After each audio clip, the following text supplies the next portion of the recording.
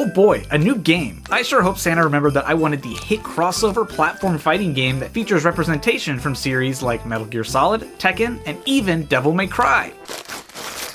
Maybe I should have mentioned that Mario's on the box.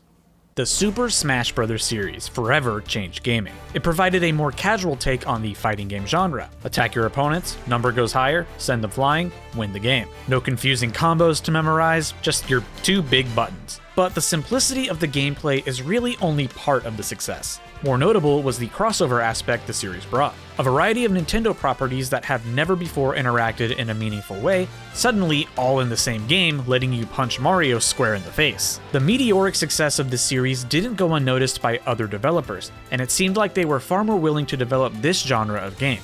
Or maybe it was just easiest to copy whatever Nintendo was doing. Regardless, it seemed like every developer under the sun was creating this type of game using any properties they could get their hands on. Digimon, Cartoon Network, tons of anime, even a strange crossover between video games and toy lines. Anyone and everyone was crossing over, and this trend still continues to this day. But if there's one company that could have given Nintendo a run for their money, it was Sony. Already dominating Nintendo for years with the PlayStation and PlayStation 2, and with plenty of great series really connected with their consoles, a Sony Smash Bros. Seems like a no-brainer. But very few can replicate the magic of Smash Bros. And while the developers definitely gave it a try, the final product, PlayStation All-Stars Battle Royale, fell short. But it wasn't entirely the developers' fault. The earliest concept for PlayStation All-Stars Battle Royale was dreamt up in 2009 with an incredibly high-effort idea of PlayStation crossover. Sony had originally tapped Naughty Dog to develop this crossover. However, they had their hands full developing The Last of Us and really couldn't spare anyone. So instead, Sony decided to form a brand new studio from scratch and handpick experienced developers and those familiar with the fighting game genre, and they called this new company Super Pop.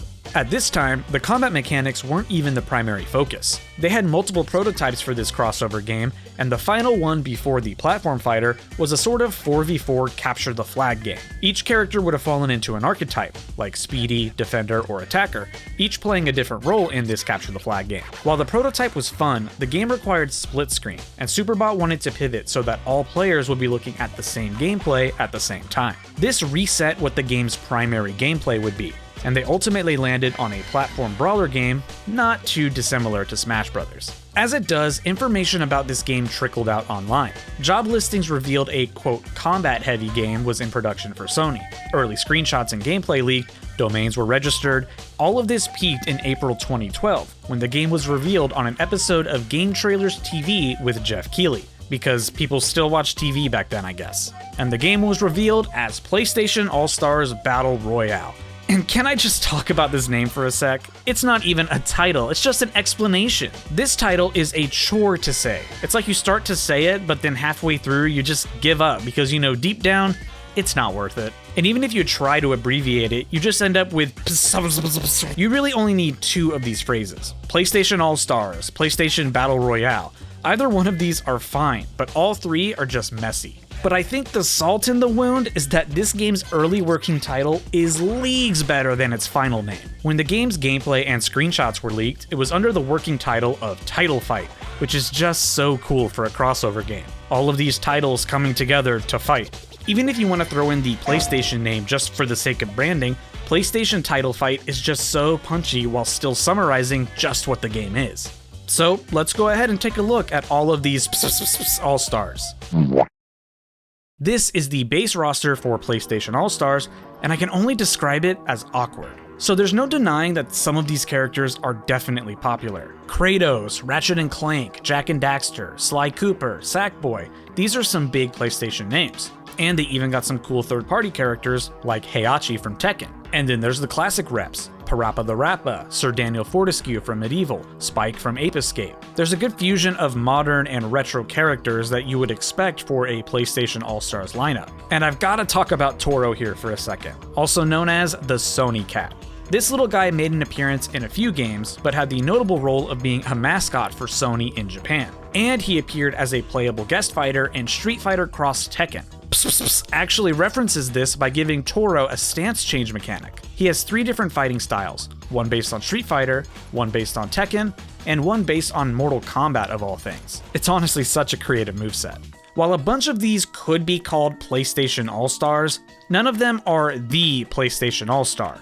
They're all featured on PlayStation, but there is no face of PlayStation on this roster. Of all the characters and series represented, there seems to be a big name missing. Putter Golf. Yes, the biggest name for the PlayStation 1 and their unofficial mascot, Crash Bandicoot is totally missing from this roster, someone you'd expect to be a part of a All-Stars lineup. And honestly, I think the reason just simply boils down to money. Either Crash's owner, Activision, was asking for too much money, or Sony was being incredibly stingy with the budget for this game, or both. But even just this single addition would make the roster feel fuller somehow. Like, literally look at all the same characters, but plop in Crash, and yeah, that feels more like a All-Stars. But plenty of other characters are also missing that were considered to be PlayStation mainstays. Spyro the Dragon was high on the list of hopefuls for this game, but unfortunately he was also purchased by Activision, so again, that all fell through. Though Activision also had additional reasoning. They recently had turned Spyro from this to that, and planned on using his popularity to pivot into a brand new series that you may have heard of, Skylanders. So while they were planning on using Spyro to some degree here, they weren't exactly willing to bend over backwards to license him out when they were just going to phase him out soon anyway. While Tomb Raider was never exclusive to the PlayStation, the game was so closely linked to the PlayStation brand that you would have thought that it was, so getting Lara Croft into the game also seemed like a no-brainer. This time, the studio, Crystal Dynamics, was actually willing to play ball, but the timing of PlayStation All-Stars just didn't really work out. At the time, Crystal Dynamics was developing their reboot of the Tomb Raider series, so they wanted their new game to release first before including Lara in a crossover. And that's kind of fair. You don't want to include the old version in a crossover just to immediately introduce a new one. A developer for the game also revealed that discussions were taking place with Square Enix to get a Final Fantasy character in the game, but Square had some reservations. Superbot was literally a brand new studio, and this was their first game, so it may have felt somewhat careless to just license out one of their characters to an unproven developer. Also, they're Square Enix, so it's just expected that they're going to be difficult. And then there are the characters they did manage to get that were just so weird, man. The first 3 Devil May Cry games were all PlayStation 2 exclusive, and even though DMC4 dropped on the Xbox 360 and PC alongside the PlayStation 3, you wouldn't be laughed at for connecting Dante and the PlayStation in your mind. But what you can laugh at is the Dante they chose for PlayStation All-Stars. For some reason, Capcom felt it was time for a refresh for Devil May Cry, so they were developing a total reboot for the series, DMC Devil May Cry, with an all-new design for Dante, and it is laughable. They just gave him such different energy from the Dante we got used to for the previous decade, and I think they realized just how embarrassing this guy is because they immediately went, "Where'd everybody go?" But came out before all of that, so we got this guy for the game. Yeah, they picked this design for the game as a way to advertise for the reboot, and like, I get it, but the weirdest part is that this game had big support for alternate costumes, and that would have been the perfect place to put the classic white hair Dante. Sure, advertise the new guy as the main costume slot, but throw in the old guy too for the old fans. Instead, we got Dante with less clothes, and Dante with less clothes. Metal Gear's Raiden also appears, which is also kind of a weird one. Like, when you think of Metal Gear, you don't exactly think of Raiden immediately, you think of Mr. Boxman.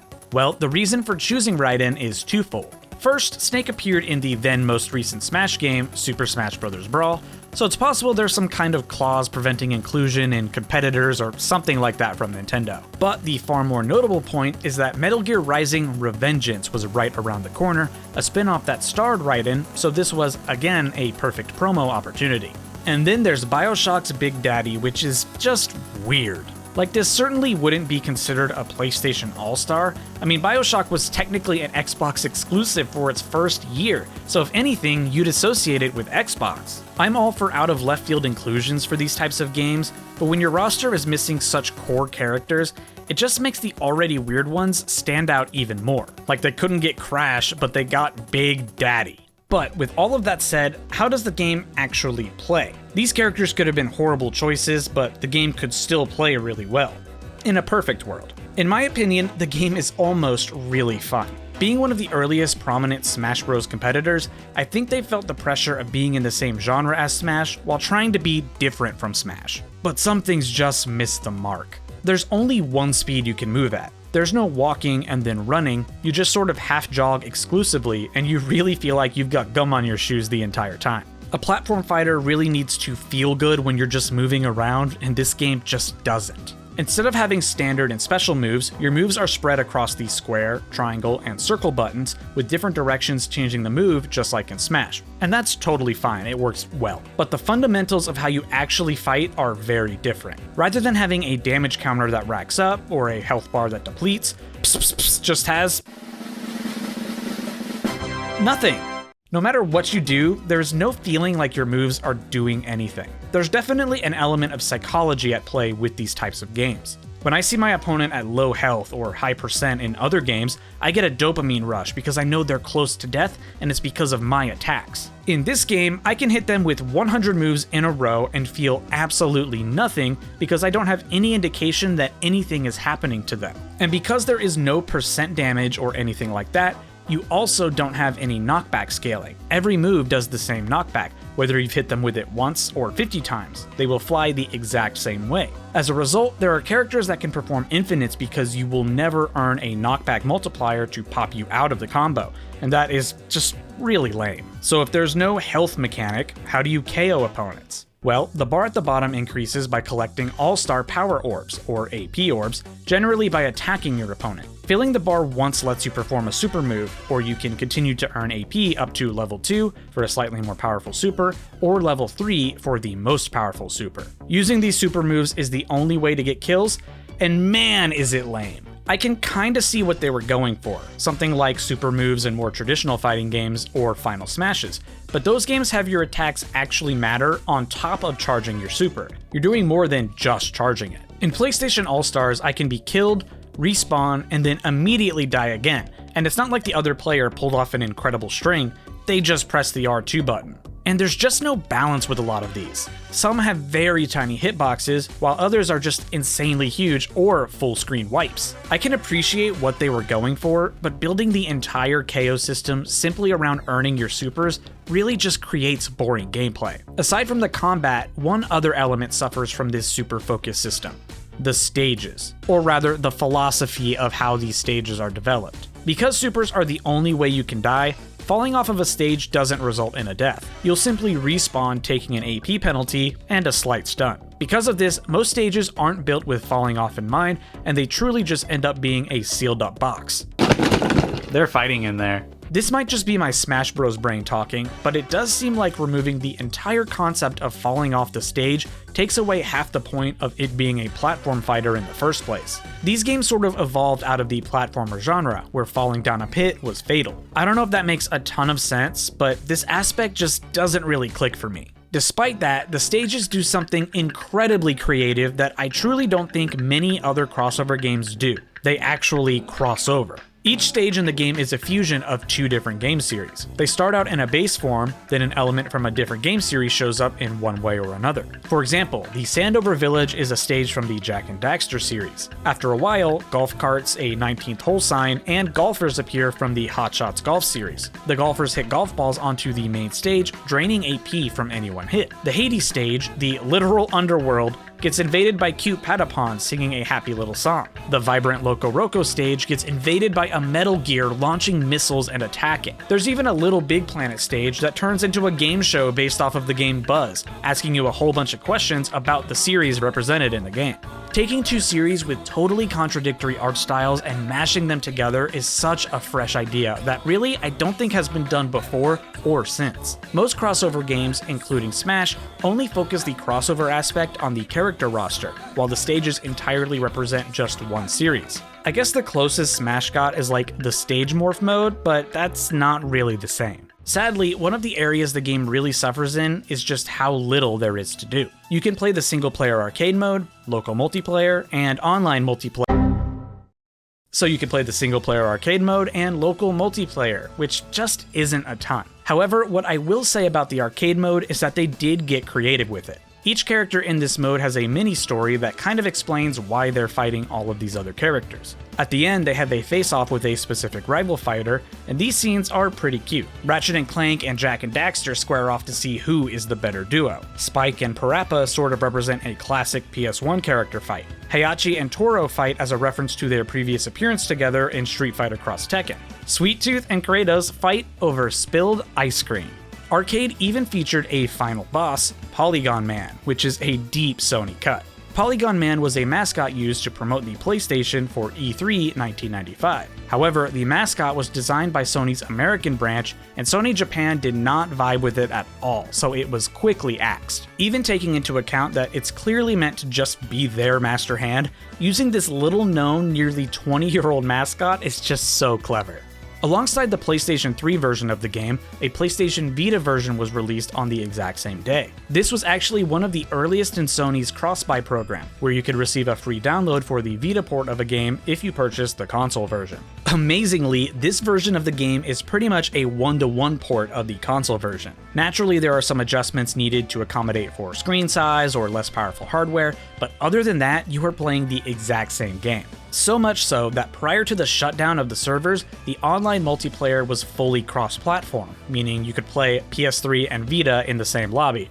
That's amazing. Obviously, I think the console version is the way to go. Portable versions of fighting games have never really been my cup of tea. They're entertaining, and it's always interesting to see how they get executed on inferior hardware, but I never really feel like I'm playing optimally on such a small device. Still, I think it's super cool to see this game running in this form. Despite all of the hiccups that I just got done talking about, the public was more than willing to give a try, resulting in more than 1 million copies sold around 6 months after release. But this apparently wasn't good enough for Sony, who felt this was lackluster and did not encourage continued DLC development or an outright sequel. Unfortunately, this put Superbot in a weird position because they'd made plans for DLC and had already begun work on some new characters. But Sony did something actually kind of crazy. They cut ties with Superbot, the studio that they literally made and handpicked developers specifically to make this game. And they just handed the mostly finished DLC to the internal Santa Monica studio to polish off. That is ruthless, literally assembling and supporting this team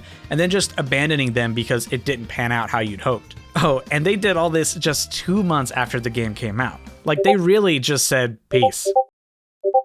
In February 2013, 2 new DLC characters were released, Kat from Gravity Rush and Emmett Graves from Starhawk. Along with this came a Fearless stage, representing the Heavenly Sword and Wipeout games. And there was another wave, Zeus from God of War and Isaac Clarke from Dead Space. They were released alongside a Graveyard stage, fusing Medieval and the Unfinished Swan. It was clear that most of these were really just meant to be promotional inclusions, with every character having a new game either just released or coming up. And just like that, the game was done.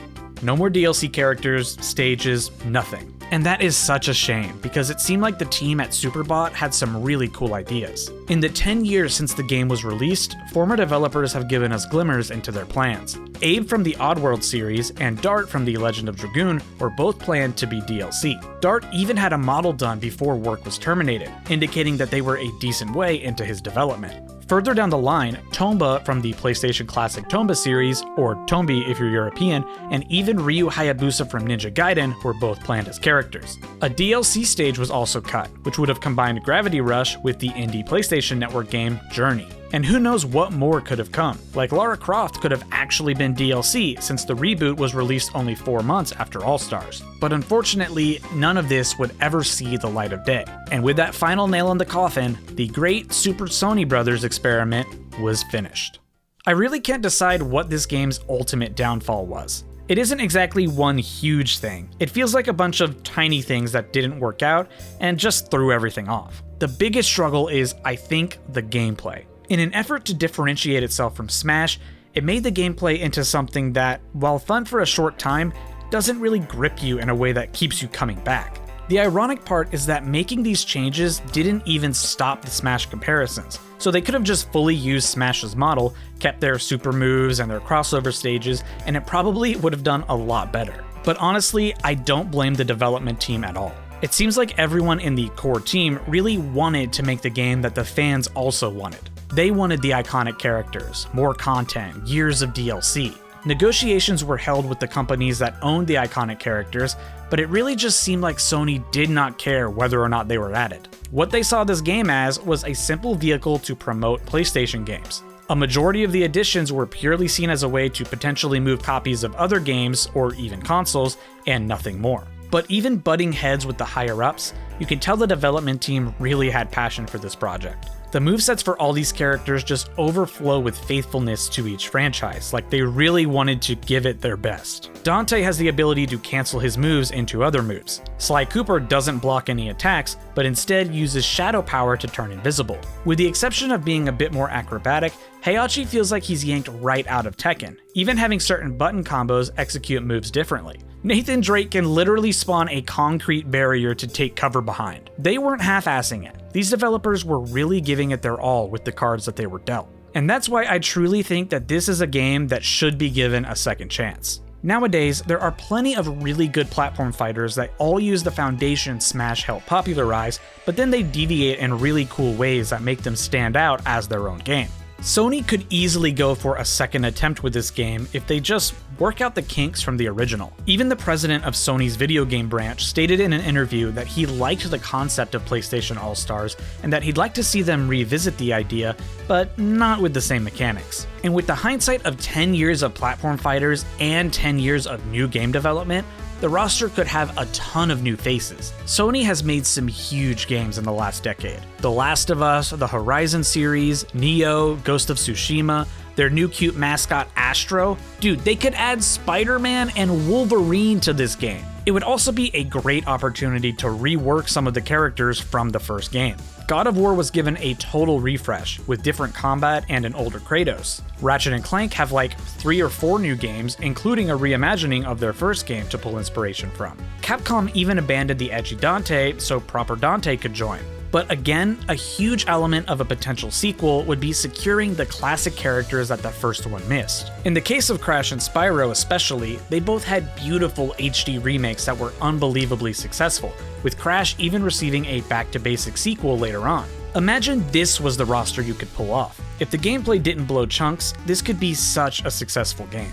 And I think in the current era where, a Smash Bros. Reveal literally broke Twitter, companies might be a tad more willing to have their characters featured in a big crossover game, assuming that game is handled well. I mean, just go count all of the characters that exist in Fortnite.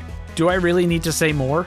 PlayStation All-Stars Battle Royale really seemed like it was set up for failure from the jump. Having to negotiate with these third-party companies to get them to lend their characters out is one thing, but having a home company, Sony, that really didn't seem like it cared whether this game got made or not, it's a miracle anything got done. But if they do get the chance to make a sequel, they need to fix this one major problem.